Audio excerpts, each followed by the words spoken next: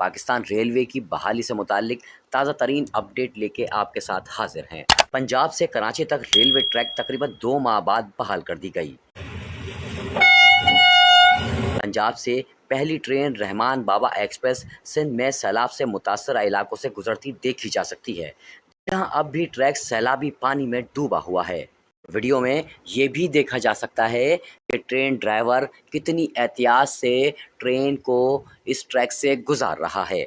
साथ ही हम आपको एक और बात से आगाह करते चलें कि 4 अक्टूबर से 20 अक्टूबर तक रेलवे की बुकिंग रोक दी गई है। ट्रेन ड्राइवर्स और अमले ने सिंध के ट्रैक को नाकाबिले इस्तेमाल करार दे दिया है। ट्रैक पर पानी मौजूद है, तकरीब कारी या टेक्निकल खराबी की सूरत में बड़ा हादसा हो सकता है। रेलवे के अमले ने डीएस सक्खर को रिपोर्ट इरसाल कर दी है।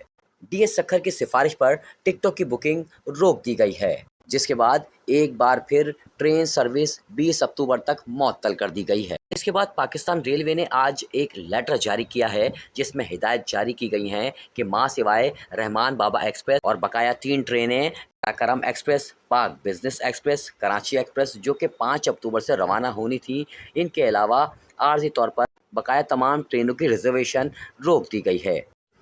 अगर आपने हमारा चैनल सब्सक्राइब नहीं किया है तो हमारा चैनल सब्सक्राइब करें, साथ ही बेल आइकन भी दबाएं ताकि नए आने वाली वीडियोस आप तक पहुंच सकें।